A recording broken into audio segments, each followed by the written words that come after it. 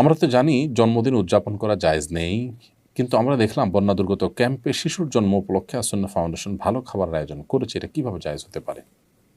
দেখুন, প্রথম কথা হলো যে শিশুর জন্মের দিনটি, যেই দিনে সে জন্মগ্রহণ করেছে, এই দিনটিতে বাবা-মা, আত্মীয়স্বজন সবাই আনন্দিত এবং সেই দিনে আনন্দিত হয়ে তারা যদি ভালো খাবার খান, মিষ্টি কিনেন, এটা নাজায়েজ পৃথিবীতে কেউ কোনোদিনই বলেনি।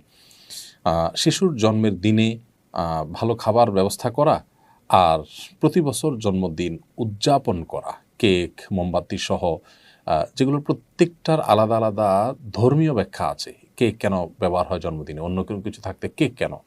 মোমবাতি কেন জ্বালানো হয়? এগুলো নিয়ে আপনি যদি একটু সোশ্যাল মিডিয়াতে অথবা আপনি গুগলে যদি সার্চ করেন তাহলে দেখতে পারবেন যে এর পেছনের রহস্যগুলো কী।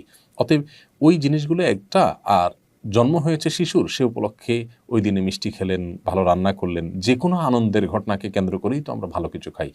সেটাকে পৃথিবীর কোনো আলেম মানে নাজায়েজ বলেননি। দুটিকে যদি আমরা গুলিয়ে ফেলি তাহলে তো ভুল হবে। এবং সেই সাথে এটাকে কেউ ইবাদত, শরিয়ার কাজও মনে করছে না। ২ টা জিনিস এখানে। জন্ম দিবস উদযাপন যেটি বছর বছর হয়ে থাকে, সেখানে যে সমস্ত আইটেমের প্রয়োজন হয় সেগুলো অগ্নিপূজকদের বিভিন্ন বিশ্বাস থেকে এসেছে, তাদের কৃষ্টি বা কালচার।